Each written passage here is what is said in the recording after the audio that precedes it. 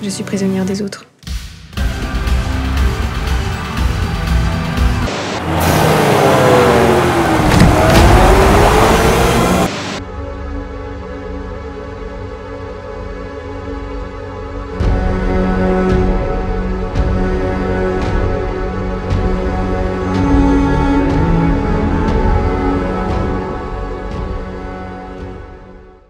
L'image de Brago. On nous pose de plus en plus la question de savoir comment on a fait ces images du film. Elles ont l'air de vous plaire, clairement, de A à Z, ça a l'air de vous plaire. Et on a fait du coup cette petite vidéo pour vous expliquer, sans trop rentrer dans les détails techniques, pour évidemment pas perdre la majorité d'entre vous, parce que clairement pas tout le monde sait ce que c'est que le RAW, ce que c'est que les focal fixes, etc. Donc on va vraiment vous expliquer un peu généralement et en généralisant notre idée et notre méthode de tournage pour l'image, sachant que si jamais ça vous plaît, on pourra aussi faire pour les musiques, le son, et également pour le montage. Cette vidéo est sponsorisée par notre Instagram. Il s'affiche ici, voilà, c'est tout.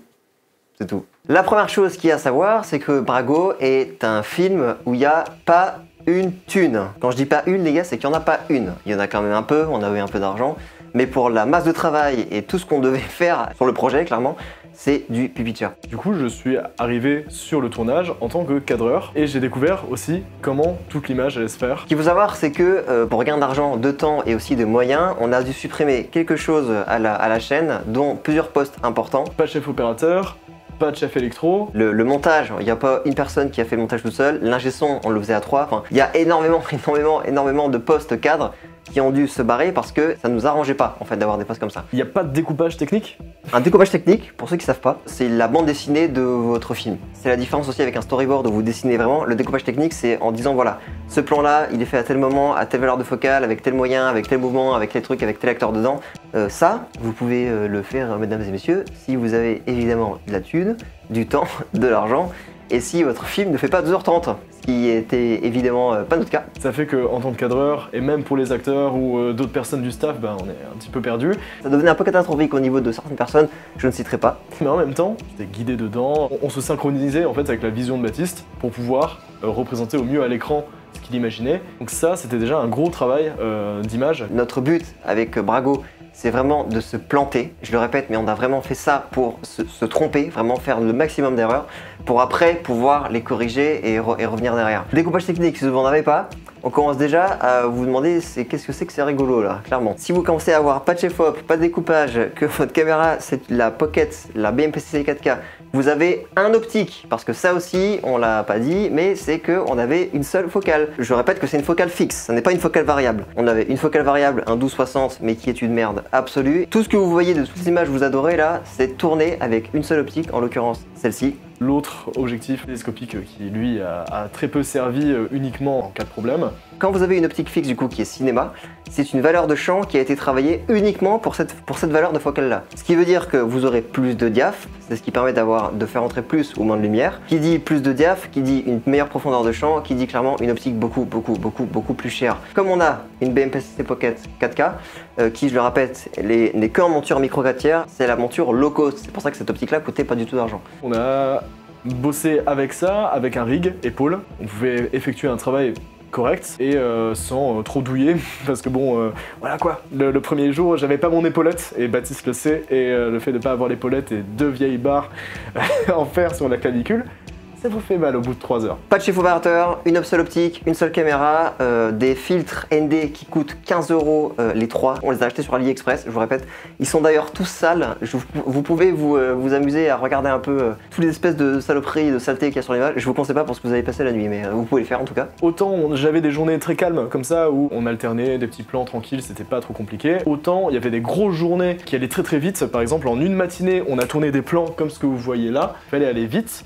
Par peur que le brouillard magnifique que vous voyez ici, qui est très cinématique, parte. La question de ce brouillard-là, elle s'est posée d'une manière ultra hasardeuse. On voulait du brouillard, on a espéré du brouillard, mais en même temps on n'était pas sûr qu'il y ait du brouillard, hormis le fait d'être en février, que c'était, on va dire, favorable, que le lieu était favorable à en avoir. On a demandé à Baptiste, t'es sûr d'avoir tes images demain ? Le mec s'est couché en pensant que, on en aurait. Vous avez, mais pas une thune, vous avez 4 semaines de tournage réparties en 2 sessions de 2 semaines chacune. Il y a un moment où vous commencez à oublier certaines choses. et vous faites des erreurs. Et c'est pour ça que la dernière partie de notre schéma du coup de travail, c'est l'étalonnage. Pour vous dire, on le fait actuellement sur une seule plateforme, les connaisseurs savent de quoi je parlais, DaVinci. Et toutes les couleurs que vous voyez, notamment ce qui est fait derrière moi, ça a été fait avec la version gratuite de DaVinci. L'étalonnage est aussi là pour nous faire apprendre et aussi nous faire tester des choses. Et on commence clairement à comprendre aussi ce que sont les luttes, parce qu'on dit, voilà, en fait, ton image est belle à cause d'un lutte. Un lutte, si vous voulez, vous allez comprendre, c'est que, regarde, vous me voyez, là, je suis sans lutte.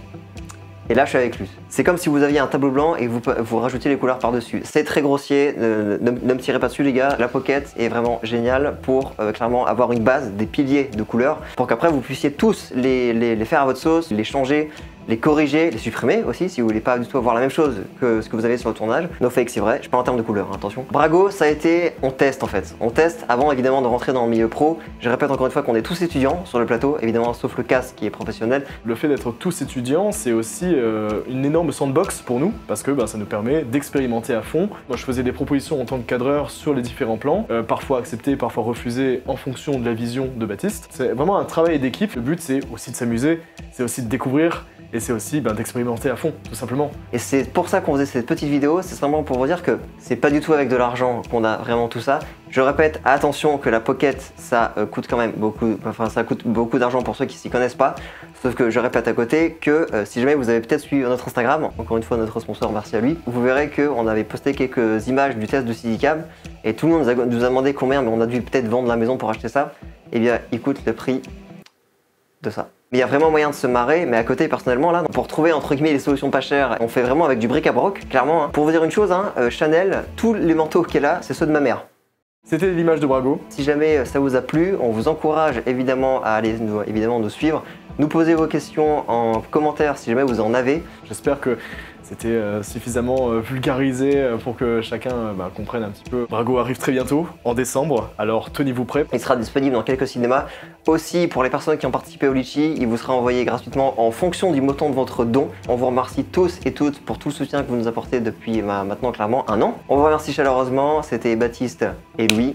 À bientôt sur FNS. Portez-vous bien, on vous dit à la prochaine et bonne soirée ou journée si vous venez de vous lever. Ciao ciao.